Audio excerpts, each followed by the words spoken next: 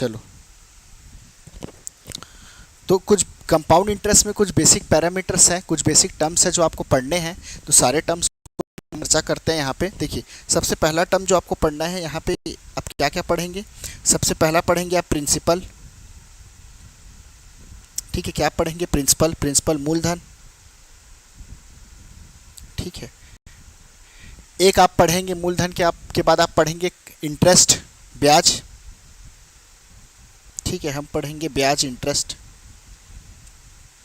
फिर हम एक बेसिक टर्म पढ़ेंगे इंटरेस्ट के बाद, अमाउंट। ये जो सारे बेसिक टर्म्स है पहले डिस्कस कर लेते हैं। कंपाउंड, प्रिंसिपल, इंटरेस्ट, उसके बाद आप क्या पढ़ोगे? अमाउंट। और इसमें आपको क्या पढ़ना है? रेट ऑफ इंटरेस्ट, ब्याज दर। और आपको क्या पढ़ना है ब्याज दर के बाद?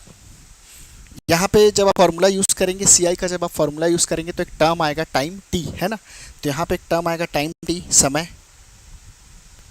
ठीक है, तो ये जो, अच्छा यहाँ पे मैंने प्रिंसिपल लिख लिया, interest, amount, rate of interest, time. ठीक है, तो यहाँ पे हमको ये जो 5 टर्म्स हैं ये पढ़ने हैं। तो चलिए इसको, ये जो सारे टर्म्स हैं इसको डिस्कस करते हैं। तो सबसे पहला क्या है? प्रिंसिपल। देखिए प्रिंसिपल क्या है? सबसे पहला क्या है? प्रिंसिपल, है ना। प्रिंसिपल की चर्चा करते हैं। मूलधन क्या है?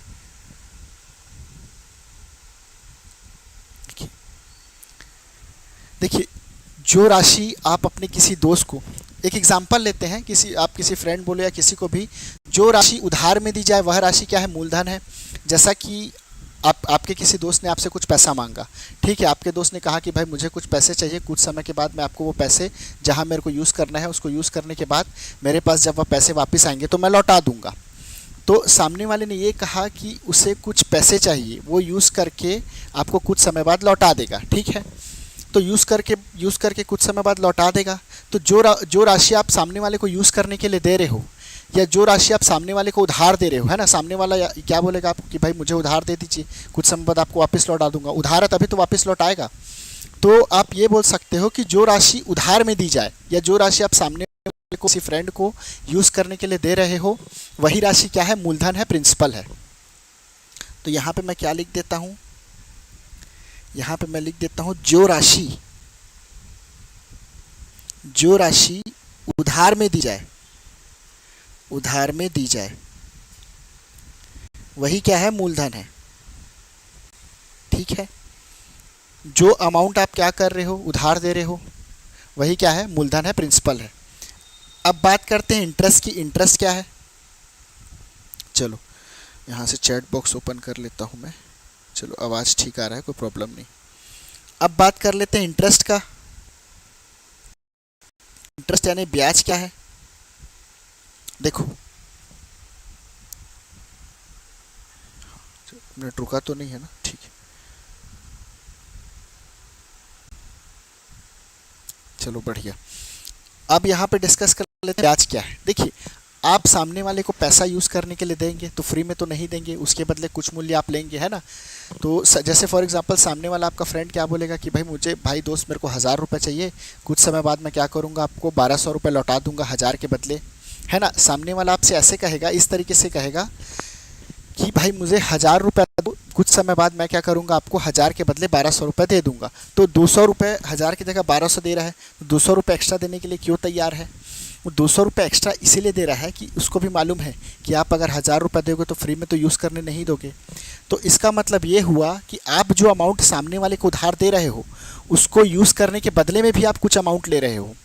ठीक है, मैंने क्या कहा कि आप अगर किसी सामने वाले को कुछ अमाउंट दे रहे हो यूज़ करने के लिए, कुछ पैसा उधार दे रहे हो, तो उस पैसे को यूज़ करने के बदले भी आप क्या करोगे, उससे कुछ अमाउंट लोगे कि भाई मेरा पैसा आपने यूज़ किया है तो आप उसके बदले मुझे कुछ मूल्य चुकाओगे। तो यहाँ पे मैं ये लिख सकता हूँ, यहाँ पे मैं क्या लिखूँगा कि जो राशि, ठीक है, यहाँ पे वह राशि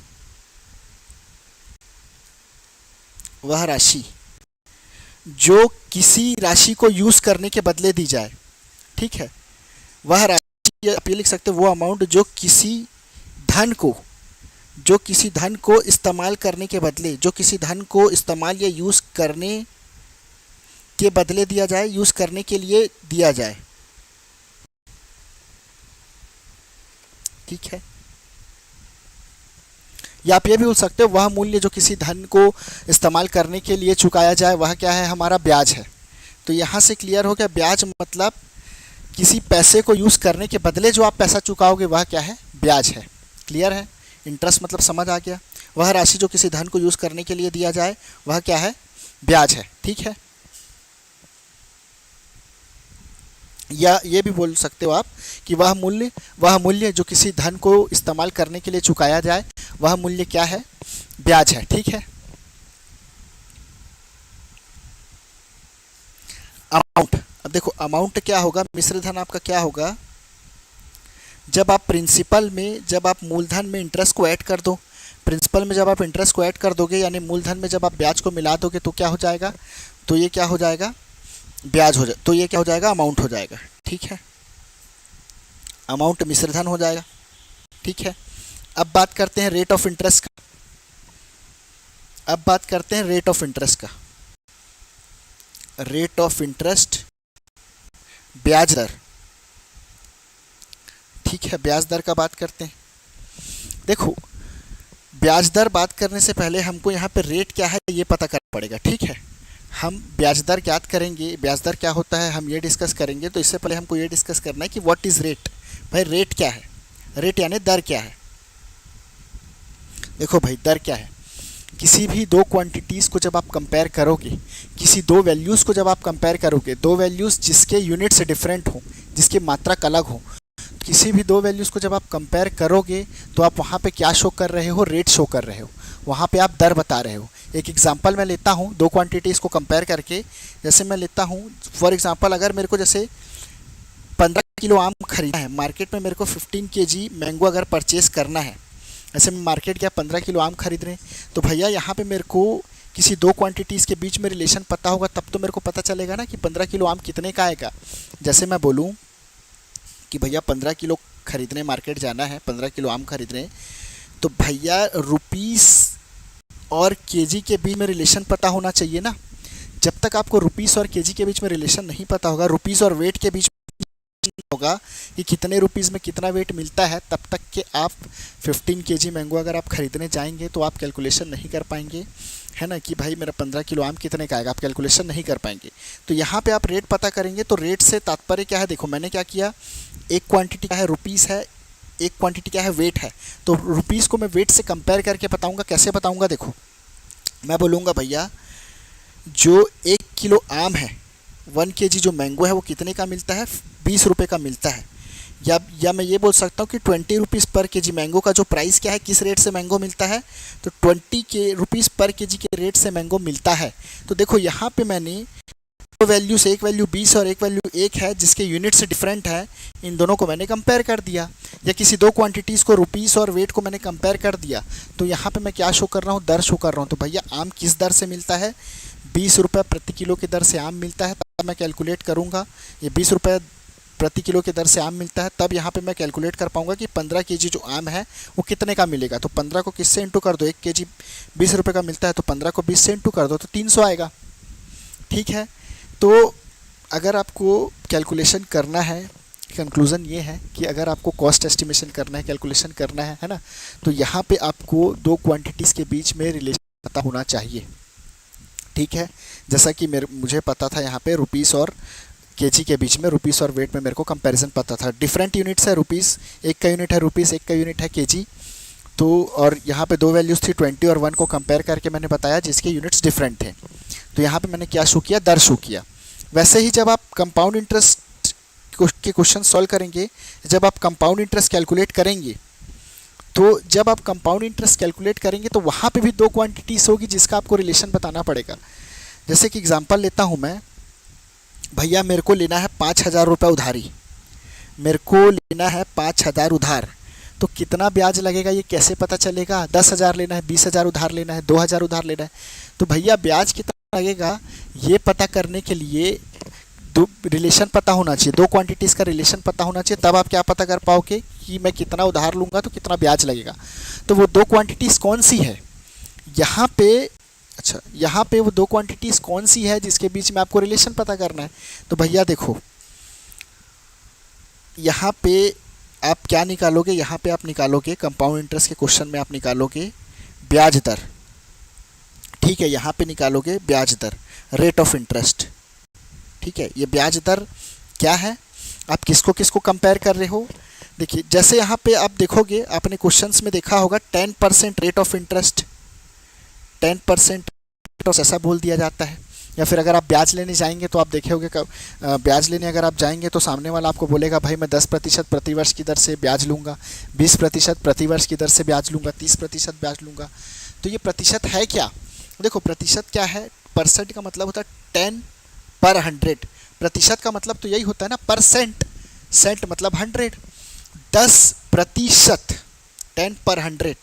तो यहाँ पर 100 से तात्पर्य है, देखो 100 रुपये यदि मैं उधार दिया, 100 रुपये यदि मैंने उधार दिया, या किसी भी पर्सन ने 100 रुपये उधार दिया, उसके पीछे 10 रुपया ब्याज लगेगा। यही क्या है, 10% रेट ऑफ इंटरेस्ट है। कंपाउंड इंटरेस्ट आप जब आप निकालोगे तो वहाँ पे 10% रेट ऑफ इंटरेस्ट जो टर्म आता है, तो उसका मतलब है रेट ऑफ इंटरेस्ट जो टर्म आता है, तो उसमें अगर आप 10% रेट ऑफ इंटरेस्ट देखोगे तो 10% रेट ऑफ इंटरेस्ट का मतलब है 100 रुपये आपने उधार दिया है तो 10 रुपये क्या है, आपको ब्याज देना पड़ेगा, ठीक है। तो ये जो उधार दिया है, जो राशि आपने उधार दी है वो राशि क्या है, मूलधन है। जो राशि आपने उधार दी है मूलधन है, और जो आपने निकाला है, जो यहाँ पे जो ब्याज लग रहा है, ये क्या है, इंटरेस्ट है, ब्याज है। ये क्या है, चक्रवृद्धि ब्याज है, या आप बोल सकते हो इंटरेस्ट है। तो यहाँ पे क्या हो रहा है, आप इंटरेस्ट को किससे कंपेयर कर रहे हो, मूलधन से कंपेयर कर रहे हो। इंटरेस्ट को आप प्रिंसिपल से कंपेयर कर रहे हो। देखो इंटरेस्ट को मैंने प्रिंसिपल से बताया, यहाँ भी मैंने दो डिफरेंट क्वांटिटीज़ को कंपेयर किया है, एक क्या है इंटरेस्ट है और एक क्या है प्रिंसिपल है। दोनों का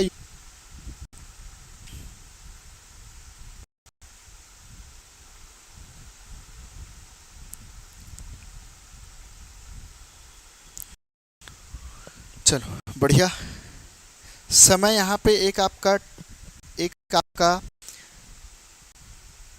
टर्म का समय, टी टाइम, आप जब पढ़ोगे तो एक आपको टी टाइम देखने मिलेगा वहाँ पे टर्म। तो टी टाइम क्या है, तो भैया जितने भी समय के लिए आपने उधार दिया है, जिस भी अवधि के लिए आपने उधार दिया है, वह क्या है, आपका टाइम है, समय है, ठीक है। जैसे आप अमाउंट इज इक्वल्स टू, वैसे तो हम दूसरे तरीके से सॉल्व करेंगे, लेकिन ये जो बेसिक मेथड है ये भी देख लो। Amount is equal to P1 + R/100 to the power n जब आप निकालोगे तो यहाँ पे क्या है, प्रिंसिपल है, ए अमाउंट है, आर रेट ऑफ इंटरेस्ट है, एन क्या है, एन लिख लो या टी लिख लो। ये क्या है, टाइम, जिस भी अवधि के लिए आपने उधार दिया है, जितने समय में सामने वाला आपको उधार लौटाएगा, वह क्या है, टी टाइम समय है, ठीक है। चलो तो यहाँ पे मैं आपको एक तरीका बताता हूँ, ईजीएस्ट वे बताता हूँ, जिससे आप आसानी से इस तरीके जो कंपाउंड के क्वेश्चन है उसको सॉल्व कर पाओगे, ठीक है। हम सॉल्व करेंगे स्ट्रक्चर मेथड से। स्ट्रक्चर मेथड में क्या है, आप डिफरेंट ब्रांचेस निकालेंगे, अलग अलग साल के लिए जो इंटरेस्ट है उसको आप लिखेंगे। कैसे लिखेंगे, देखिए आप क्या करेंगे, यहाँ पे पहले साल के ब्याज को अलग लिख लेंगे, दूसरे साल के ब्याज को आप अलग लिख लोगे, तीसरे साल के ब्याज को अलग लिख लोगे। तो आप अलग अलग साल का जो ब्याज है उसको अलग अलग लिख लोगे, बाद में सबको जोड़ दोगे, तो इससे सॉल्व करना आसान हो जाता है, ठीक है। तो हम इस तरीके से सॉल्व करेंगे। अभी मैं आपको ट्रिक बताता हूँ यहाँ पे सॉल्व करके।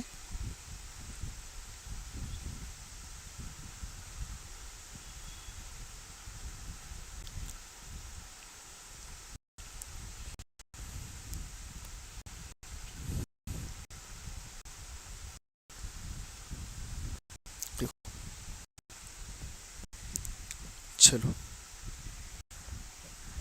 मैं यहाँ पे एज्यूम कर लेता हूँ, मान लेता हूँ कि जो मूलधन है, 2 मिनट यहाँ पे मैं चेक कर लेता हूँ बैटरी ओके। चलो मैं यहाँ पे मान लेता हूँ जो मूलधन है कितना है, प्रिंसिपल मान लेता हूँ। पहले मैं 2 साल के लिए निकालता हूँ, 2 ईयर्स के लिए। पहले मैं आपको टाइम 2 ईयर्स के लिए निकाल के दिखाता हूँ, फिर मैं आपको टाइम 3 ईयर्स के लिए भी निकाल के दिखाऊंगा।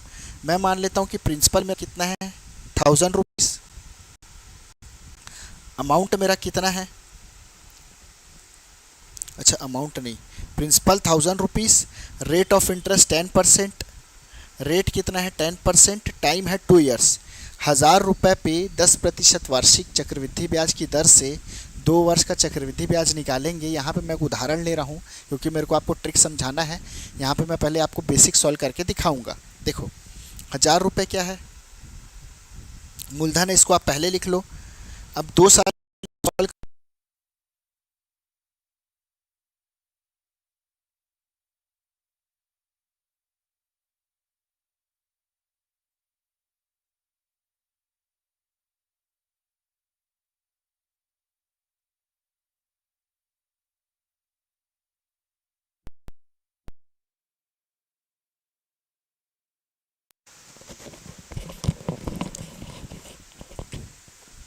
चलिए कोई दिक्कत नहीं।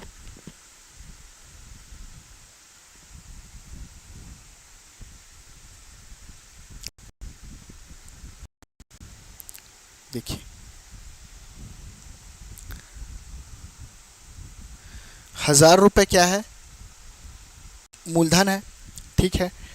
तो पहले साल का 1000 रुपये का पहले साल का ब्याज कितना आएगा, देखो 1000 रुपये का पहले साल का जो ब्याज है 10% निकालूंगा तो 1000 रुपये का पहले साल का ब्याज कितना हो जाएगा, 100 रुपये, ठीक है।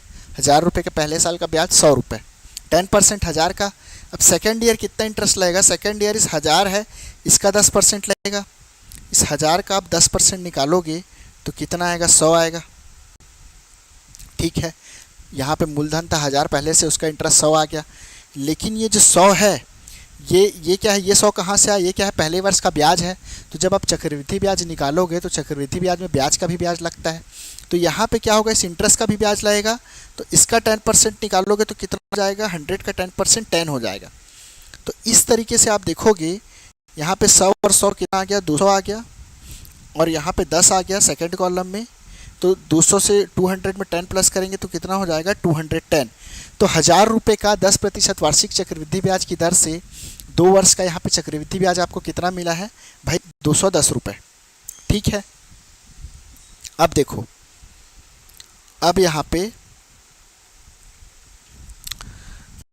एक बार मैंने 2 ईयर्स के लिए लिया, अब 3 ईयर्स के लिए लेते हैं। यहाँ पे अब 3 ईयर्स के लिए ले लेते हैं, time is equal to 3 years. पहले यहाँ पे 1000 रुपये प्रिंसिपल लिख लो, और 3 साल के लिए क्या करो, आप 3 कॉलम बना दो। वैल्यू को छोड़ के 3 कॉलम बनाना, ये प्रिंसिपल को छोड़ के, है ना, 1 2 3। अब देखो पहले साल का ब्याज 10% कितना लगेगा 1000 का, या 1000 पे 10% आपका कितना लगेगा, तो 1000 पे 10% आपका 100 रुपये लगेगा, ठीक है। 1000 पे 10% 100 रुपये पहले साल। दूसरे साल इस 1000 का फिर 10% लगेगा तो कितना होगा, 100 रुपये। और ये पहले से था 100 रुपये ब्याज, इसका भी 10% कितना लगेगा, 100 का 10% निकालोगे तो 10 आएगा। तो देखो यहाँ पे पहले साल का ब्याज कितना है, चलो देखो यहाँ पे पहले साल के आप ब्याज देखोगे तो पहले साल का ब्याज 100 रुपये, पहले साल का 100 रुपये। दूसरे साल का ब्याज देखोगे तो कितना आ रहा है, 100 और 10 110। क्लियर हुआ, पहले साल का ब्याज 100 रुपये, दूसरे साल का ब्याज 110 रुपये। जैसे यहाँ पे पहले साल का ब्याज 100 रुपये था, दूसरे साल ब्याज कितना था, 110 रुपये, ठीक है। क्लियर है। अब तीसरे साल का ब्याज निकालते हैं, तो तीसरे साल का ब्याज निकालेंगे, चलो तीसरे साल का ब्याज निकालते हैं।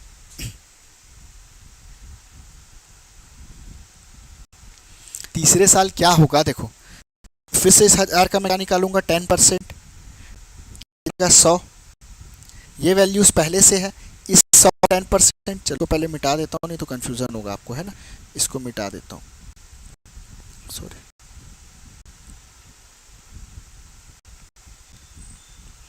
इस 1000 का 10% 100 रुपये, ये 100 पहले से था, इसका 10% 10 रुपये, ये 100 पहले से था, ये 100 पहले से था, ब्याज था, इसका 10% कितना आएगा, 10 रुपये। और ये 10 पहले से निकला था ब्याज, तो इसका भी 10% निकालेंगे तो कितना आएगा, 1 रुपये।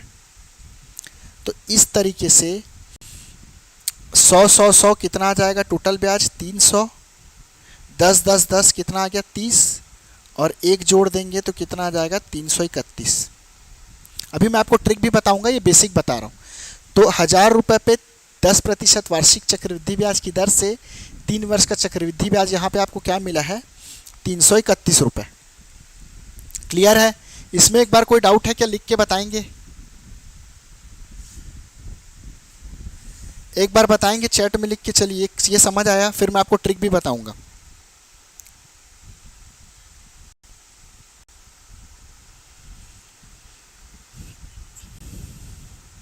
चलो आगे चलें। थोड़ा सा यहाँ पे मैं आपको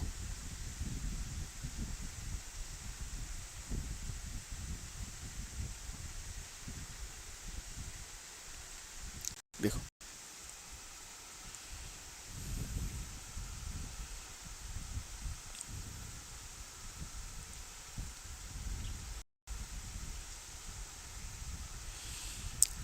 यहाँ पे आप कैसे सॉल्व करोगे,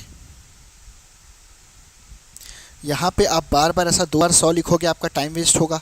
2 साल के लिए जब आप निकालोगे तो 2 साल के लिए जब आप कैलकुलेट करोगे 2 बार ऐसा 100 और 100 2 बार लिखोगे तो आपका टाइम वेस्ट होगा। यहाँ पे 100 100 और 100 3 बार लिखोगे, टाइम वेस्ट होगा, है ना। तो यहाँ पे 100 100 100 3 बार लिखोगे, टाइम वेस्ट होगा। 10 10 10 3 बार लिखोगे, टाइम वेस्ट होगा। तो बार बार ऐसा 100 100 100 10 10 नहीं लिखना है, ऐसा बार बार लिखने से टाइम वेस्ट होगा। तो आपको सॉल्व कैसे करना है, सरल तरीका मैं आपको बताता हूँ। देखो अभी शॉर्ट ट्रिक बता रहा हूँ, है ना। आपको क्या करना है, 100 लिख लेना है। आपको 100 लिख लेना है, जैसे 100 बोल रहा हूँ आपको, जैसे यहाँ पे प्रिंसिपल लिख लेना है। जैसे 1000 रुपये क्या प्रिंसिपल है, तो यहाँ पे प्रिंसिपल लिख लेना है 1000 रुपये। अब आप 2 साल के लिए निकालोगे तो आपको क्या करना है, 2 कॉलम बनाना है। अगर आपने 2 साल के लिए अगर आपको कैलकुलेशन करना है तो यहाँ पे आपको 2 कॉलम बनाना है, ठीक है। तो 2 साल के लिए आप सॉल्व करोगे तो 2 कॉलम बनाओगे, 3 साल के लिए सॉल्व करोगे तो 3 कॉलम बनाओगे, ठीक है। 1000 रुपये का आप देखो, एक कॉलम से दूसरे कॉलम में अगर आपको जाना है, अगर आपको एक कॉलम से दूसरे कॉलम में जाना है तो रेट परसेंट निकालते चलना पड़ेगा या रेट परसेंट निकालना पड़ेगा। जैसे मेरे को फर्स्ट यहाँ मेरे को 1000 से अगले कॉलम में जाना है तो रेट परसेंट निकालना होगा। फिर इस कॉलम से इस कॉलम में जाना है तो रेट परसेंट निकालना होगा। फिर यहाँ पे इस कॉलम से और आगे जाना है तो रेट परसेंट निकालना पड़ेगा, ठीक है।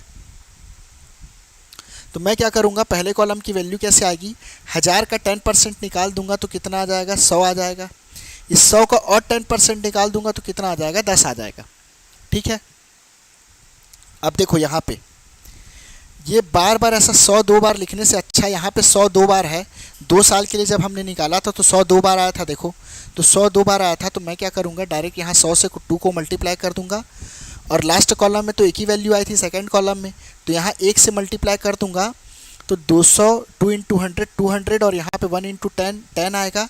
तो 200 प्लस 10 कितना जाएगा, 210, ठीक है, क्लियर। वैसे ही जब आप 3 साल के लिए सॉल्व करोगे तो 3 साल के लिए आप सॉल्व करोगे तो 3 कॉलम बनाओगे। यहाँ पे पहले आप प्रिंसिपल लिख लो 1000 रुपीज़। 3 साल के लिए आप सॉल्व करोगे तो प्रिंसिपल को छोड़ के आप क्या करो, 3 कॉलम बना लो। पहले प्रिंसिपल को लिख लो, 3 कॉलम बना दिया मैंने। एक कॉलम से दूसरे कॉलम में जाएंगे, 1000 का 10% निकालोगे तो 100 आएगा। 100 का 10% निकालोगे तो 10 आएगा। 10 का 10% निकालोगे तो 1 आएगा, ठीक है, क्लियर है। यहाँ पे 100 को आप 3 बार लिखोगे तो उससे अच्छा क्या करो, सीधा 100 को 3 से मल्टीप्लाई कर दो। 10 को 3 बार लिखोगे उससे अच्छा 10 को 3 से मल्टीप्लाई कर दो। लास्ट कॉलम में तो हमेशा एक ही वैल्यू आएगी तो 1 से मल्टीप्लाई करना है, ठीक है। यहाँ पे सारे ट्रिक्स है, मैं आपको एक साथ बताता हूँ, ठीक है। पहले क्या करना है, सबसे पहले आपको यहाँ पे प्रिंसिपल लिख लेना है, प्रिंसिपल। सबसे पहले यहाँ पे प्रिंसिपल लिख लेना है, ठीक है। उसके बाद एक प्रिंसिपल से जब आप नेक्स्ट कॉलम में जाओगे, ठीक है, या आपको फर्स्ट कॉलम की वैल्यू निकालनी है तो आप क्या करोगे, रेट परसेंट निकालोगे। यहाँ पे मैं रेट परसेंट निकालूंगा तो यहाँ पहले कॉलम की वैल्यू आ जाएगी। फिर रेट परसेंट निकालूंगा, मतलब प्रिंसिपल का R% निकालूंगा। फिर यहाँ पे जो वैल्यू आएगी इसका रेट परसेंट निकालूंगा तो सेकंड कॉलम की वैल्यू आएगी। यहाँ पे जो वैल्यू आएगी इसका रेट परसेंट निकालूंगा तो थर्ड कॉलम की वैल्यू आएगी। 2 साल के लिए क्या कोड है, 2 साल के लिए क्या कोड है, देखो पहले कॉलम की वैल्यू को 3 से मल्टीप्लाई करना है, 2 से मल्टीप्लाई करना है, दूसरे कॉलम की वैल्यू को 1 से मल्टीप्लाई करना है। 2 साल के लिए क्या कोड है, पहले कॉलम की वैल्यू को 2 से मल्टीप्लाई करना है, दूसरे कॉलम की वैल्यू को 1 से मल्टीप्लाई करना है, ठीक है। 3 साल के लिए क्या कोड है, जब आपको 3 साल के लिए सॉल्व करना है तो पहले कॉलम की वैल्यू को 3 से, दूसरे कॉलम की वैल्यू को 3 से, लास्ट कॉलम की वैल्यू को 1 से। जब आप 4 साल के लिए सॉल्व करोगे तो 4 साल के लिए सॉल्व करोगे तो कैसा सॉल्व करोगे, देखो 4 साल के लिए 4 कॉलम बनेगा। पहले कॉलम की वैल्यू को 4 से, दूसरे कॉलम की वैल्यू को 6 से, तीसरे कॉलम की वैल्यू को 4 से, लास्ट कॉलम की वैल्यू 1 से। तो इस तरीके से 4 से 4 1 क्या आ जाएगा, 4 साल का कोड आ जाएगा। तो जब आप सॉल्व करोगे तो आपको ये जो लास्ट में ये जो हर बार जो लास्ट कॉलम मिलेगा, 2 इयर्स के लिए सेकंड कॉलम, 3 इयर्स के लिए थर्ड कॉलम, 4 इयर्स के लिए फोर्थ कॉलम, तो इसी से हम यूनिट डिजिट के हेल्प से आंसर निकाल सकते हैं बहुत ही कम समय में। अभी मैं आपको सॉल्व करके दिखाता हूँ, देखो। ठीक है, कैसे सॉल्व होगा देखो। 2400 पर 20% चक्रवृद्धि ब्याज की दर से 20% वार्षिक चक्रवृद्धि ब्याज की दर से 2 वर्ष का चक्रवृद्धि ब्याज कितना होगा। अब देखो 2400 क्या है, प्रिंसिपल है। 2400 क्या है, मेरा प्रिंसिपल है। 2400 का 20% निकाल देंगे तो कितना आ जाएगा। देखो भाई 2400 का 20% निकाल लो, 2400 इंटू 20/100 तो कितना आएगा 480। 480 का 20% निकाल दो तो कितना आएगा, देखो 480 इंटू 20/100 तो ये 0 0 0 0 कैंसल, 2 8 जा 16, 2 4 जा 8 1 9 96। तो 2 साल के लिए आप निकाल रहे हो तो पहले कॉलम की वैल्यू को आप किससे मल्टीप्लाई करोगे, 2 से। सेकंड कॉलम की वैल्यू को 1 से मल्टीप्लाई करोगे तो भैया आंसर का इकाई अंक क्या बनेगा, 2 इंटू 0 करोगे तो कितना आएगा 0, 1 इंटू 6 करोगे तो 6 आएगा। तो भैया इकाई अंक तो 6 ही बनेगा। तो जो चक्रवृद्धि ब्याज होगा, जो आंसर होगा, उसका इकाई अंक आपका 6 आएगा।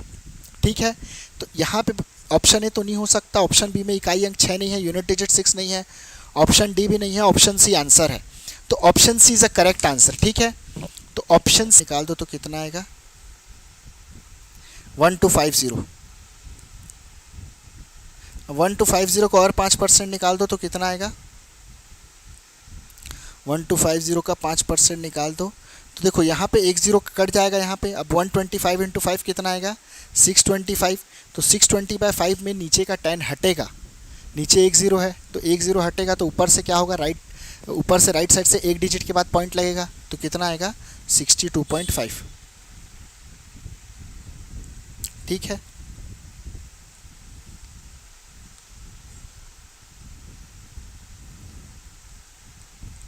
अब देखो यहाँ पे हम क्या करेंगे,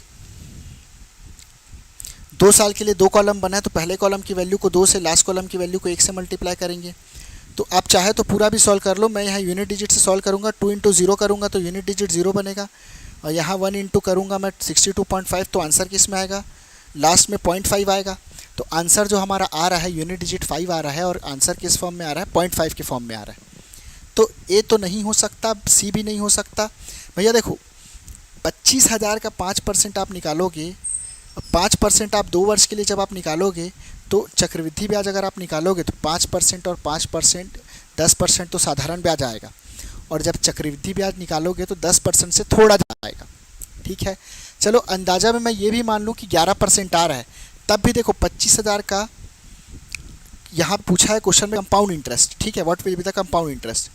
तो 25,000 का आप देखोगे 5 निकालोगे अगर 5% 2 वर्ष के लिए तो 10% आएगा।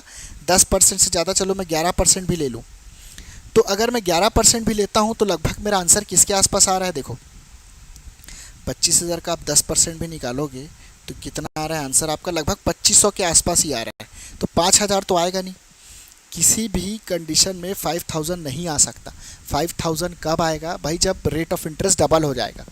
डबल कैसे हो जाएगा, अभी जो है उस कंडीशन से डबल हो जाएगा। कैसे, देखो अभी 10% आ रहा है, लेकिन यहाँ पे 5,000 आने के लिए कितना परसेंट चाहिए भैया, 5,000 तब आएगा जब ये 10% की जगह 20% हो जाएगा। ठीक है, तो इससे हमको क्या पता चल रहा है कि हमारा आंसर क्या आएगा, बी आएगा, डी नहीं हो सकता।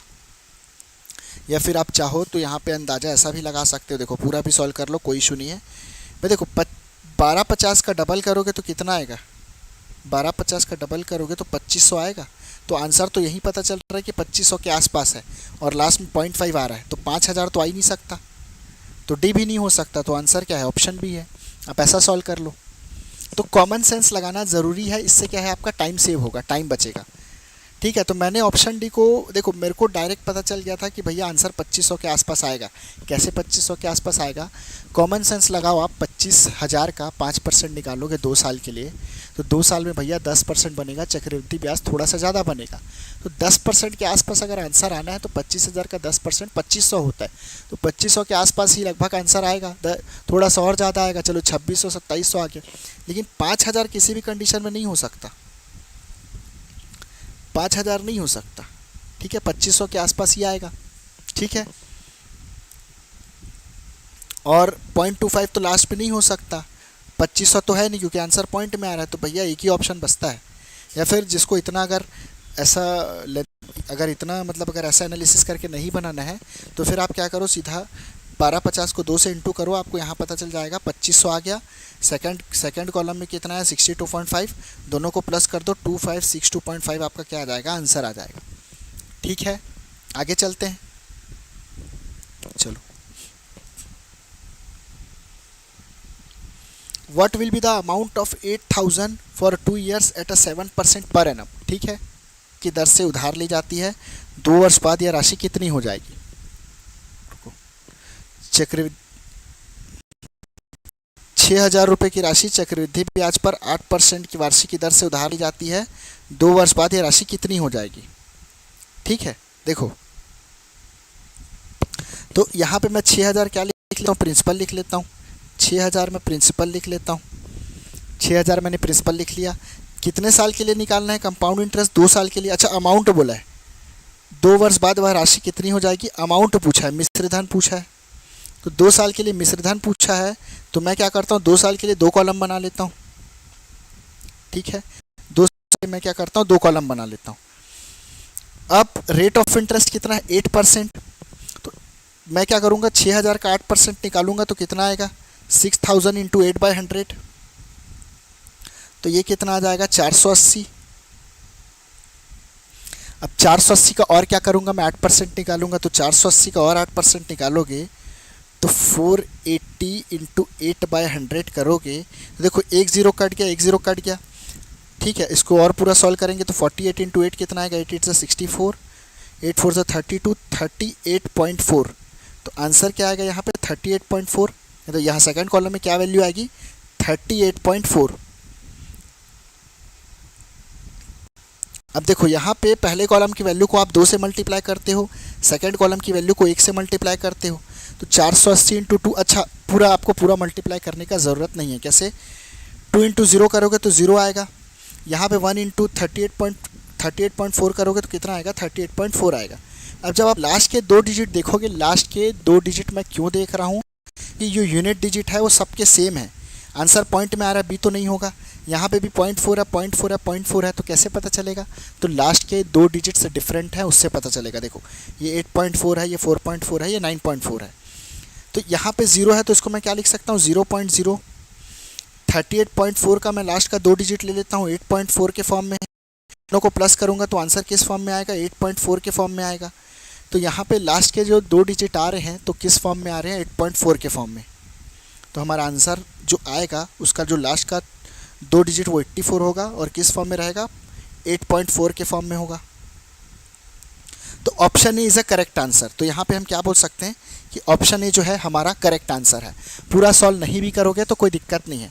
अगर आप यहाँ पे पूरा सॉल्व करते तो क्या करना पड़ता, देखो यहाँ पे अगर आप पूरा सॉल्व करते तो आपको अगर अमाउंट निकालना होता तो अमाउंट निकालने के लिए आप क्या करते, 480 इंटू 2 करते, पूरा मल्टीप्लाई करते, 2 0 0 2 है ना, 2 8 16, 2 4 819, 960 आता, 2 से मल्टीप्लाई करते तो पूरा, और यहाँ पे 38.4 आता। ठीक है, ये 6,000 को प्लस करते पूरा, आप अमाउंट पूछा है ना क्वेश्चन में, हाँ अमाउंट पूछा है, what will be amount of, तो क्या करते 6,000 प्लस 960 प्लस 38.4 करते, यहाँ पे प्रिंसिपल को भी आप ऐड करते, तो यहाँ से सभी वैल्यूज़ को प्लस करते तो क्या आता, अमाउंट आता। तो हम इस तरीके से सॉल्व करेंगे तो हो सकता है थोड़ा सा टाइम लग जाए, इस तरीके करेंगे। ठीक है,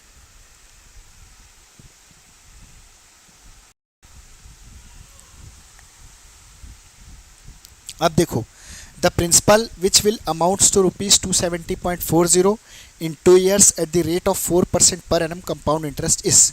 तो क्वेश्चन में क्या बोला है, वह राशि बताओ, वह मूलधन कितना है, वह मूलधन कितना है जो 2 वर्ष में 4% वार्षिक चक्रवृद्धि ब्याज की दर से 270.40 हो जाएगा। ठीक है, क्लियर है। यहाँ पे कैसे सॉल्व करेंगे, आपको प्रिंसिपल नहीं दिया, आपको प्रिंसिपल फाइंड करना है।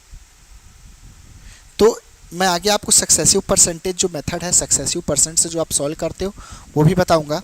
यहाँ पे अभी जो मैं पहले आपको जो बेसिक तरीका बता रहा हूँ, जो ईजीएस्ट वे बता रहा हूँ, उससे सॉल्व कर लेते हैं। ठीक है, तो आप क्या करो, ऑप्शन के थ्रू चेक करो। ऑप्शन के थ्रू चेक करना आसान है। आपको ऑप्शन में प्रिंसिपल ही पूछा है, और प्रिंसिपल में ये जो 4 वैल्यूज है इसमें से आपकी कोई एक वैल्यू आंसर है, वो क्या है, प्रिंसिपल है ना। ये जो ऑप्शन क्या शो कर रहा है, प्रिंसिपल शो कर रहा है कि भैया ये चारों ऑप्शन में से आप हमारे जो क्वेश्चंस में जो डाटा दिए हैं उसके अकॉर्डिंग प्रिंसिपल क्या है। तो पहले मैं देखो 200 को चेक कर लेता हूँ। 2 साल के लिए 2 कॉलम, 200 का क्या करूँगा, मैं सीधा 4% निकालूंगा तो कितना आएगा, 8 आएगा। यहाँ पे 200 का 4%, 200 इंटू 4/100। इसका 4% निकालूंगा, 4 8 32, और नीचे 2 0, तो आंसर किस में आएगा, 0.32 के फॉर्म में आएगा। आंसर क्या आएगा, यहाँ पे सेकंड कॉलम में क्या वैल्यू आएगी, 0.32। तो भैया यहाँ पे आप देखोगे अमाउंट की जो लास्ट के 2 डिजिट्स है वो क्या है, 40 है, 40 है। और किस फॉर्म में आ रहा है अमाउंट, 0.40 के फॉर्म में आ रहा है। तो 0.32 आ रहा है, तो ऑप्शन है तो हो नहीं सकता, है ना। हम जो 200 लिए हैं प्रिंसिपल, उसके अकॉर्डिंग हमारा क्या आ रहा है आंसर, 0.32 के फॉर्म में आएगा। लेकिन आंसर किस में आना चाहिए, 0.40 के फॉर्म में। तो 200 तो नहीं हो सकता। ऑप्शन बी को लेते हैं, 225 का 4% निकालो।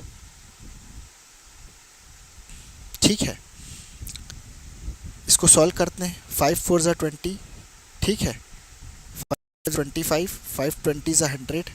ये चलो इसको 4 से काट देते हैं, 4 25 ज़ा 100 कट गया पहले। 5 4 ज़ा 20, 5 5 ज़ा 25, 5 9 ज़ा 45, तो यहाँ 9 आएगा। 9 का 4% निकालोगे तो 4 9 ज़ा 36, तो आंसर 0.36 के फॉर्म में आएगा। तो ये भी नहीं हो सकता। 250 को निकालो,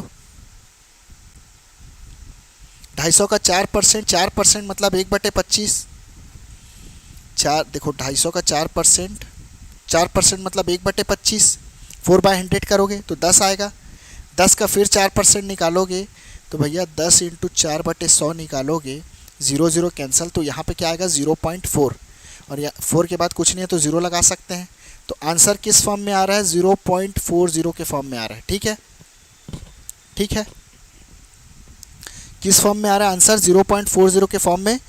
और हमारा ये जो क्वेश्चन में अमाउंट दिया ये भी किस फॉर्म में आ रहा है, 0.40 के फॉर्म में आ रहा है। तो option C is the correct answer. 250 जब हम प्रिंसिपल लिए हैं तो हमारा जो आंसर आएगा 0.40 के फॉर्म में, 0.40 के फॉर्म में आएगा। तो 250 क्या है हमारा करेक्ट आंसर है। क्लियर हुआ, ये क्लियर हुआ,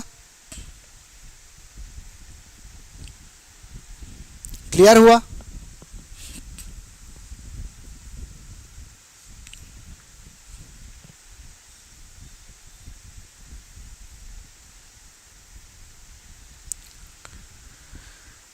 चलो आगे बढ़े।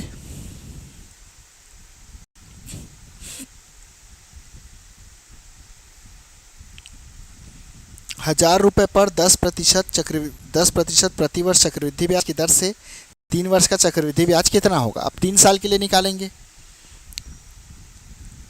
1000 रुपीज़ क्या लिख लेते, प्रिंसिपल।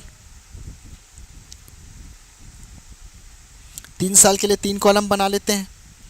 1000 का रेट निकालेंगे, 10% कितना आएगा, 1000 का 10% 100 आएगा। 100 का 10% निकालेंगे तो कितना आएगा, 10 आएगा। 10 का 10% निकालेंगे तो 1 आएगा।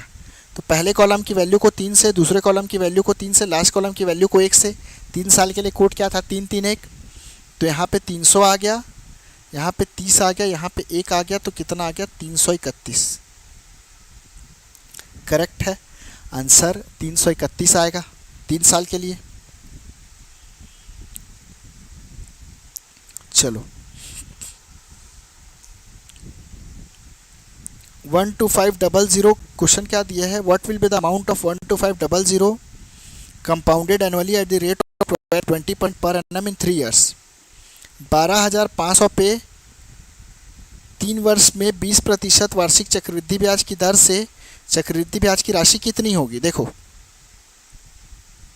12,500 पे 20% वार्षिक चक्रवृद्धि ब्याज की दर से 3 वर्ष की राशि कितनी होगी? अच्छा, क्वेश्चन में यहाँ पे अमाउंट दिया है ना, हिंदी में थोड़ा सा मिस्टेक है। हिंदी में ये लिखना था चक्रवृद्धि ब्याज की दर से मिलने वाली राशि क्या होगी। ये क्वेश्चन में अमाउंट पूछा, मिलने वाली राशि क्या होगी। अब देखो 12,500, इसका क्या करेंगे हम, 3 साल के लिए 3 कॉलम बना लेंगे, ठीक है। चलो 3 साल के लिए 3 कॉलम बना लेंगे।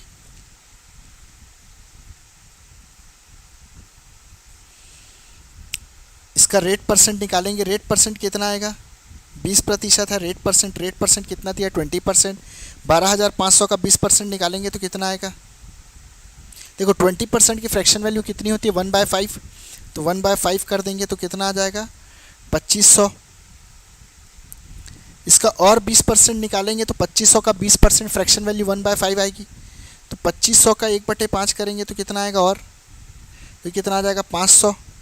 और इसका 20% निकाल दो, इसकी फ्रैक्शन वैल्यू कितनी होगी, 1/5, तो कितना आएगा 100। अब देखो 3 साल के लिए आप क्या करोगे, पहले कॉलम की वैल्यू को 3 से, दूसरे कॉलम की वैल्यू को 3 से, लास्ट कॉलम की वैल्यू को 1 से। देखो मैं सक्सेसिव परसेंट जो आप मेथड है वो मैं बताऊंगा आपको आगे चल के, ठीक है। तो अभी जो मैं मेथड बता रहा हूँ तो इस मेथड से सारे क्वेश्चंस को पहले कैसे सॉल्व करना है ये बता देता हूँ, फिर आगे चल के हम क्या करेंगे, सक्सेसिव परसेंट जो मेथड है उससे भी मैं आपको बताऊंगा, है ना, कि कैसे सक्सेसिव से 2 ईयर्स के लिए 3 ईयर्स के लिए हम निकाल पाएंगे। अब देखो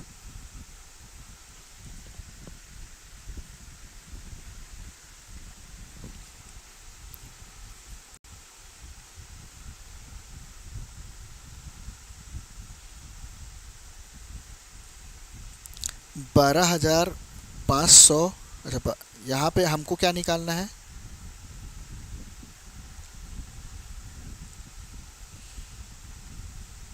हाँ ठीक है, क्वेश्चन में अमाउंट निकालने बोला है। तो आप देखोगे पहले कि लास्ट के जो डिजिट्स है उससे आप निकाल सकते हो क्या आंसर। देखो अगर आप देखोगे तो यहाँ पे 1 × 100 करोगे तो 100 आएगा, 3 × 5 करोगे 1500 आएगा, 25 दिया कितना आएगा, 7500 आएगा, है ना। तो यहाँ पे लास्ट के यूनिट डिजिट से आप निकाल सकते हो, नहीं ज़ीरो है सब में, इससे नहीं पता कर सकते। 60 00, तो ये दो ऑप्शन है, ऑप्शन भी तो पता चल जाएगा। सी और डी में दिक्कत होगा, लास्ट में 600 आएगा, ठीक है। तो आप क्या करते हो, इसको पूरा सॉल्व कर लेते हैं, ठीक है। तो हम क्या करेंगे, इसको एक बार पूरा सॉल्व कर लेंगे, क्योंकि जो लास्ट के डिजिट्स है वो लगभग समान है।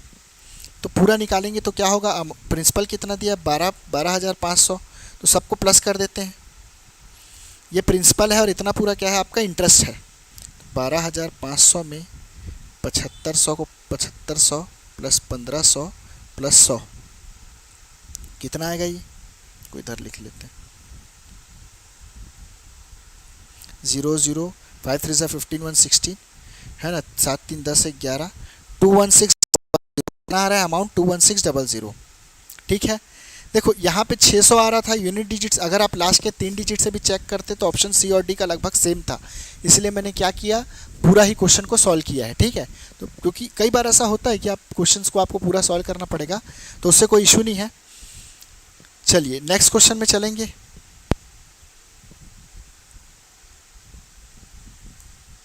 देखो क्या बोला है, a sum of money becomes ₹6655 in 3 years at 10% compound interest per annum. How much is the amount? एक धनराशि 3 वर्ष में 10% चक्रवृद्धि ब्याज की दर से कि ना 6655 हो जाती है, 6,655 रुपये हो जाती है, वह राशि कितनी है। तो आपके पास ऑप्शन में क्या है, यहाँ पे देखिए आप ऑप्शन में आपके पास प्रिंसिपल अवेलेबल है, तो प्रिंसिपल से भी चेक कर सकते हैं। तो मैं क्या करूँगा, यहाँ पे चारों ऑप्शन से भी चेक कर सकते हैं ना, मैं क्या करूँगा एक एक ऑप्शन से चेक करता हूँ। वैसे तो मेरे को आंसर यहाँ पे बिना पेन चलाए देख के ही समझ आ रहा है। देखो कॉमन सेंस लगाओ कि 10% मतलब क्या होगा, 10% की फ्रैक्शन वैल्यू क्या होगी, 10/100 करोगे तो 1/10। अब चारों ऑप्शन में किस में आप 1/10 करोगे कि लास्ट में आपको 5 मिलेगा। देखो किस में 5 मिलेगा, 5500 करूँगा ना 1/10 तो 2 बार कटेगा, तीसरे बार 3 साल के लिए 3 कॉलम बनाओगे तो 5500 को 3 बार निकालोगे तो पॉइंट में आ जाएगा। 6000 को 3 बार निकालोगे तो लास्ट में 6 आएगा। 6100 को 3 बार निकालोगे तो लास्ट में आप ये भी पॉइंट में आ जाएगा। तो भैया एक ही ऑप्शन आपको दिख रहा है 5000, जिसको आप निकालोगे 1/10 करोगे तो लास्ट में 5 आएगा। कैसे देखो, 5000, 3 साल के लिए 3 कॉलम, 10% मतलब 1/10, 500, इसका भी 10% 1/10, 50, इसका भी 10% 1/10, 5। अब देखो यहाँ पे क्या करो आप, फर्स्ट कॉलम की वैल्यू को 3 से, लास्ट कॉलम की वैल्यू, सेकंड कॉलम की वैल्यू को 3 से, लास्ट कॉलम की वैल्यू को 1 से। तो यूनिट डिजिट आप देखो, यहाँ पे 1 × 5 करोगे तो लास्ट में 5 आएगा। यहाँ पे 3 × 0 करो तो यूनिट डिजिट 0 आएगा। यहाँ पे 3 × 0 करोगे तो यूनिट डिजिट 0 आएगा। और 5000 भी अगर आप पूरा लोगे तो यहाँ पे यूनिट डिजिट क्या आएगा, प्रिंसिपल का 0 आएगा। तो जब आप अमाउंट निकालोगे तो जो आपका आंसर है वो किस फॉर्म में आएगा, उसका यूनिट डिजिट कितना आएगा, तो आंसर का यूनिट डिजिट क्या आएगा, 5 आएगा। और हमारे पास जो क्वेश्चन में हमको जो अमाउंट दिया है उसमें भी क्या है, यूनिट डिजिट 5 है। तो एक ही ऑप्शन ऐसा है, ऑप्शन ए, यानी आप ये बोल सकते हो कि जब मैं प्रिंसिपल को 5000 लूँगा तभी मेरा जो अमाउंट है, जो आंसर है, उसका यूनिट डिजिट क्या आएगा, 5 आएगा। ठीक है, 10% के हिसाब से। तो ऑप्शन ए क्या है, करेक्ट आंसर है। So option A is a correct answer. ठीक है, चलो आगे चलते हैं। इसको चाहे तो आप पूरा भी सॉल्व कर सकते हो, कोई इश्यू नहीं है। और अमाउंट वाले क्वेश्चंस के लिए मैं आगे चल के आपको बताऊंगा शॉर्ट ट्रिक, और अभी जो बता रहा हूँ उससे सॉल्व करो। अब 4 साल के लिए सॉल्व करेंगे, 4 साल का।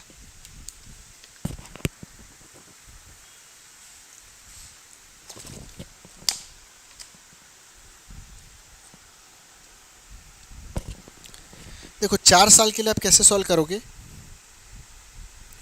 पहले क्या करो, यहाँ पे प्रिंसिपल लिख लो आप 25,000,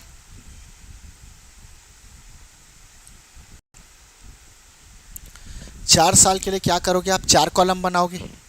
ठीक है, मैं क्या करता हूँ यहाँ 4 कॉलम बना लेता हूँ। चलो थोड़ा सा छोटा कर लेता हूँ इसको, ऐसा इधर ले लेता हूँ।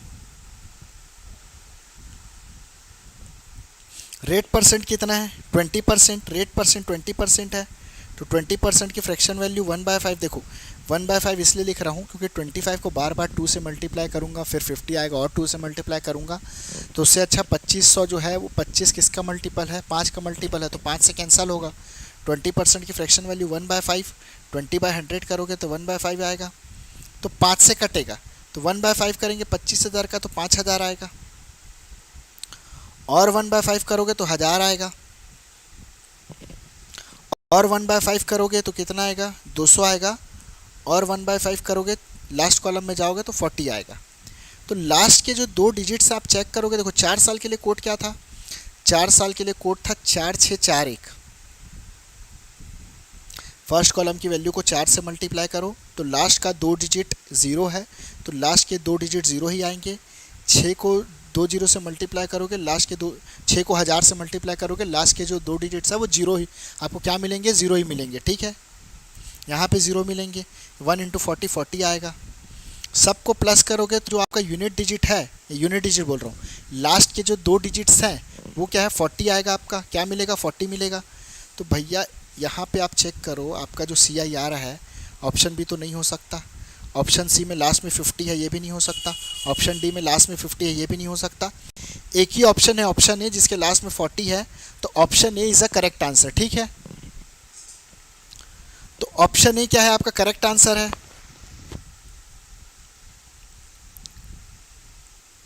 चलो अब डिफरेंस वाले सवाल को करेंगे। अब हम यहाँ पे आज डिफरेंस वाले सवाल करेंगे। ठीक है,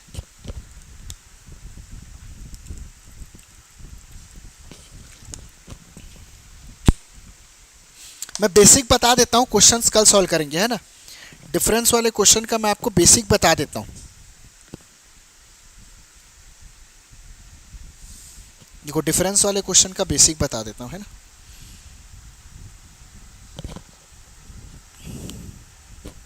चलो थोड़ा सा मेरा गला खराब है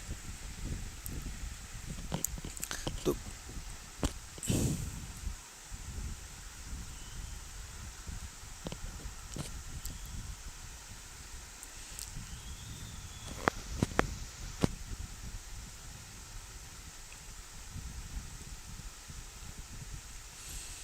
2 वर्ष के लिए 5% प्रतिवर्ष की दर से 1,000 रुपये की राशि पर चक्रवृद्धि ब्याज और साधारण ब्याज के बीच का अंतर क्या होगा। देखो क्वेश्चन में आपको क्या बोल रहा है, difference of C I and S I. आपको एस आई और सी आई और एस आई का डिफरेंस निकालना है। तो सबसे पहले ये समझते हैं कि डिफरेंस है क्या, सी आई और एस आई का डिफरेंस है क्या, अंतर क्या है। मान लो 1,000 रुपये पे 1,000 रुपीज़ पे, मैं फिर से वही एग्जांपल लेता हूँ जो मैंने स्टार्टिंग में लिया था। प्रिंसिपल आपका 1,000 है, 1,000 रुपीज़ है, रेट ऑफ इंटरेस्ट 10% मान लेते हैं, एज्यूम कर लेते हैं, टाइम मान लेते हैं 2 ईयर्स। अब आप देखो 1,000 रुपये पे मैं 10% वार्षिक ब्याज की दर से 2 वर्ष का अगर मैं साधारण ब्याज निकालूंगा तो क्या आएगा। ऐसा ही आप कैसे निकालते साधारण ब्याज, वैसे तो 10% है तो 2 साल के लिए समान ब्याज लगेगा। सिंपल इंटरेस्ट में क्या होता है, हर साल रेट ऑफ इंटरेस्ट सेम रहता है, रेट ऑफ इंटरेस्ट सेम रहता है, हर साल जो है वो प्रिंसिपल पे ही इंटरेस्ट लगता है। तो इससे रेट ऑफ इंटरेस्ट तो सीआई में भी सेम रहेगा, बट क्या जो इंटरेस्ट आता है वो सेम रहेगा, यानी जो इंटरेस्ट की वैल्यू है एसआई में वो सेम रहेगी हर साल, ठीक है। और सीआई में क्या होगा, जो इंटरेस्ट की वैल्यू है वो इंटरेस्ट ऑन इंटरेस्ट लगने पे क्या है, चेंज हो जाती है हर साल। तो यहाँ पे क्या होगा, देखो यहाँ पे 10% अगर 1 साल का है तो 2 साल का कितना होगा, 20% होगा। तो साधारण ब्याज आप निकालोगे तो 1,000 रुपये का 20% कितना आएगा। तो आप डायरेक्ट ऐसा भी निकाल सकते हो, 1,000 रुपये का 1 साल का 10% ब्याज है तो 2 साल का 20% लगेगा। तो 1,000 रुपये का 20% कितना आएगा, 200 रुपये, ऐसा भी निकाल सकते हो। तो साधारण ब्याज क्या है, 200 रुपये, 2 साल का 10% वार्षिक साधारण ब्याज की दर से, ठीक है। अब अगर मैं सी आई निकालूंगा चक्रवृद्धि ब्याज, तो 100 रुपये का सी आई निकालूंगा तो सी आई कितना आएगा। तो मैंने क्या बोला था, चक्रवृद्धि ब्याज कैसे निकालेंगे, इसका 10% 100 आया, इसका भी 10% 1 आया, पहले कॉलम की वैल्यू को 2 से, लास्ट कॉलम की वैल्यू को 1 से, तो 200 और 10, तो यहाँ पे कितना आएगा, 210। तो यहाँ पे सी आई और एस आई डिफरेंस क्या होगा, देखो यहाँ पे मेरे पास 2 साल का साधारण ब्याज 200 आया है और 2 साल का चक्रवृद्धि ब्याज कितना आया, 210 आया है। तो मैं 210 में से चक्रवृद्धि ब्याज में साधारण ब्याज को माइनस कर दूंगा, घटा दूंगा। इसका मतलब मैं क्या करूंगा, यहाँ पे अंतर निकालूंगा। घटाना मतलब तो अंतर ही हुआ है ना। अगर मेरे पास 210 चक्रवृद्धि ब्याज है, 200 साधारण ब्याज है, तो दोनों के बीच का अंतर कितना होगा, कैसे निकालूंगा। तो भैया 210 में 200 घटाऊंगा तब तो अंतर आएगा। अंतर अगर निकालना है तो वैल्यूज़ को माइनस करना पड़ेगा, घटाना पड़ेगा। तो मैं क्या करूँगा, यहाँ पे 200 सी आई माइनस एस आई करूँगा, सी आई और एस आई का अंतर निकालूंगा। तो मैं क्या करूँगा, 210 में से 200 घटा दूंगा तो कितना आ जाएगा, 10 रुपये। तो यही 10 रुपये क्या है, 2 साल का 10% वार्षिक ब्याज की दर से 1,000 रुपये पर चक्रवृद्धि ब्याज और साधारण ब्याज का अंतर है, ठीक है। ये 10 रुपये क्या है, 1,000 रुपये पर 10% वार्षिक ब्याज की दर से चक्रवृद्धि ब्याज और साधारण ब्याज का अंतर, ठीक है, क्लियर है।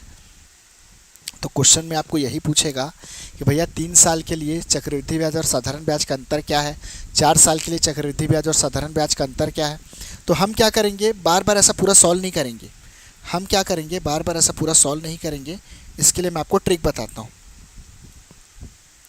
आपका जो स्ट्रक्चर है उसमें आपके पास सी आई भी है और एस आई भी है। कैसे, देखो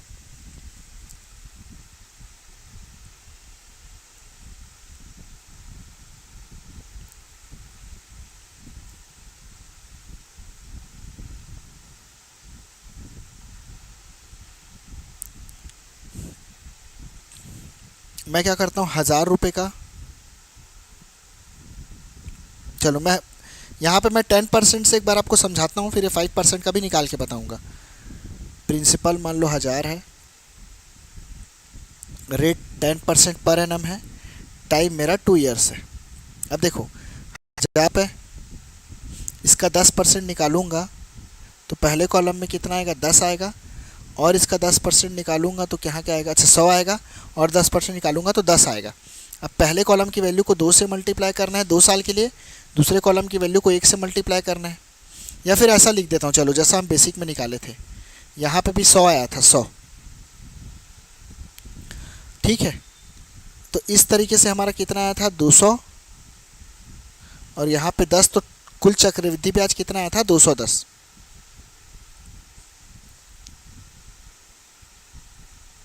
अब देखो यहाँ पे समझने वाली बात क्या है, समझना कि भैया ये जो 100 है ये इस 1000 से निकला है।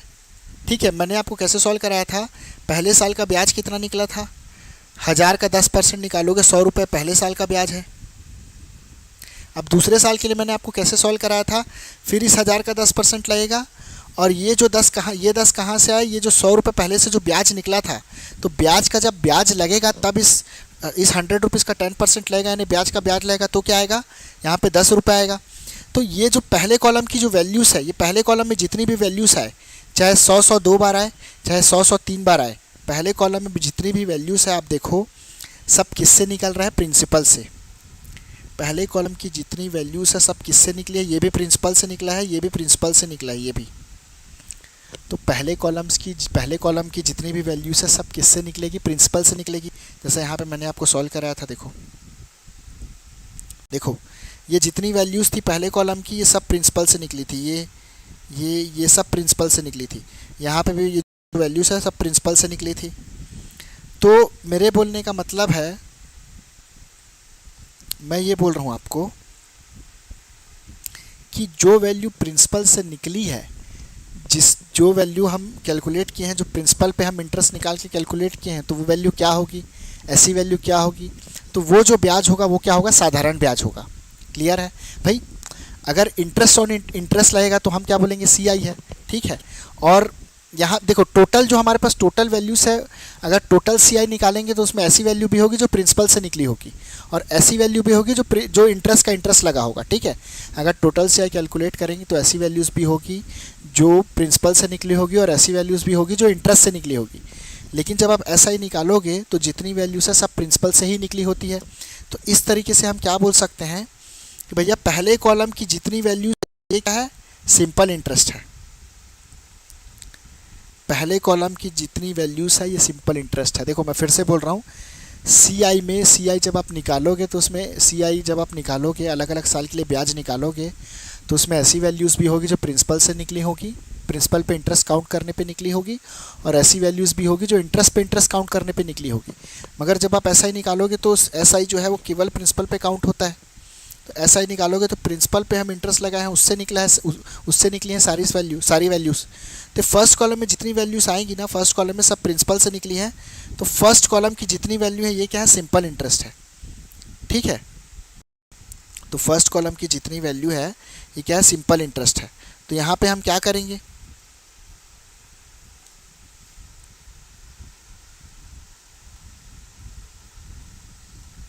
देखो पहले साल का ब्याज 10% 100, दूसरे साल का ब्याज 10% 100, और ये 100 का 10% ब्याज का ब्याज 10 रुपये। तो भैया ये पहले साल का साधारण ब्याज, ये दूसरे साल का साधारण ब्याज, और ये जो टोटल कॉलम है, ये जो टोटल कॉलम है आप जो निकालोगे, ये टोटल वैल्यूज़, ये जो टोटल वैल्यू है 210, टोटल वैल्यू क्या है आपका 210, CI है, कंपाउंड इंटरेस्ट है। ठीक है, पहले कॉलम की जो वैल्यू है, पहले कॉलम की जो वैल्यू है ये क्या है, सिंपल इंटरेस्ट।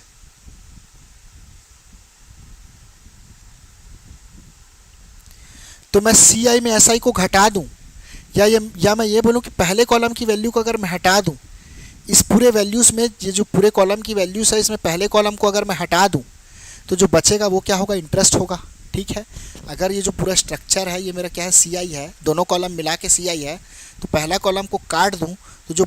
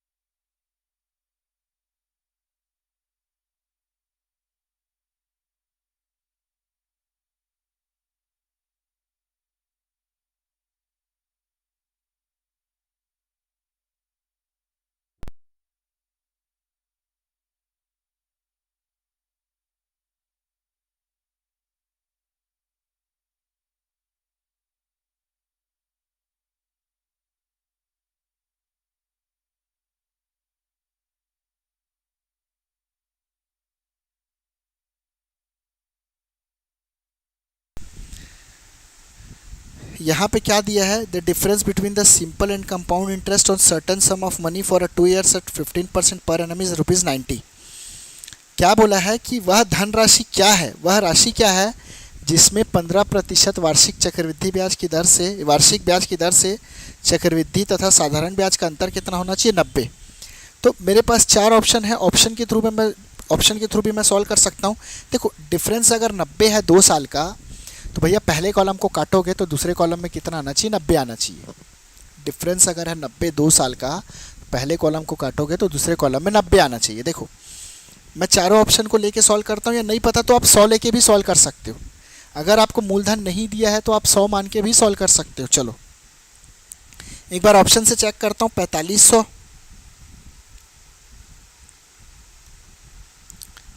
4500 का 15% निकालूंगा तो भैया यहाँ पे कितना आएगा, 15% मतलब कितना आएगा, देखो 4500 इंटू 15/100। ठीक है, तो ये 20 कट गया। अब और जब मैं यहाँ पे कितना आएगा, 15 इंटू 45, जब और नेक्स्ट सॉल्व करूँगा ना, देखो 45 इंटू 15 इंटू 15/100, तो देखो यहाँ पे 5 9 ज़ा 45, 5 ज़ा 100, 5 ज़ा 100। ठीक है, और काटूंगा यहाँ पे 5 3 ज़ा 15, 5 4 ज़ा 20, ये नहीं कट रहा है, तो इसका मतलब किस में आएगा, पॉइंट में आएगा, तो ये तो हो नहीं सकता। देखो आपको ऑप्शन देख के डायरेक्ट समझ आएगा कौन सा ऑप्शन, ये जो कौन सी वैल्यू से कटेगी कौन से नहीं कटेगी। कॉमन सेंस की बात है भाई, 4500 का 15% निकालोगे।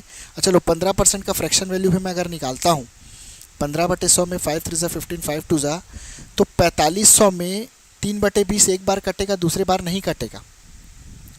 4500 इंटू 3/20 करोगे तो 450 में से ये 0 कट गया, 450/2 करोगे तो एक बार कटेगा, अगले बार नहीं कटेगा। आप सॉल्व करके देखोगे तो भी यहाँ पे अगर आपको ऐसा नहीं करना है डायरेक्ट, तो आप सॉल्व करके भी देख सकते हो। ये क्लियरली समझ आ रहा है। 45 इंटू 15 इंटू 15/100 करूँगा, सेकेंड बार में कैंसिल करूँगा तो आंसर पॉइंट में आ रहा है 4000। 4000 का 15% करूँगा, ठीक है, 2 0 कटेगा, 15 चौक 60, 600। ठीक है, 4000, देखो 4000 इंटू 15/100, 15 चौक 60, 600, 600 इंटू 15% करोगे तो 2 0 कटेगा, 15 छके 90। पहले कॉलम को काट भी दोगे तो 90 रुपये आपका क्या आ गया, डिफरेंस आ गया। तो ऑप्शन क्या आएगा, 4000 करेक्ट आंसर आएगा।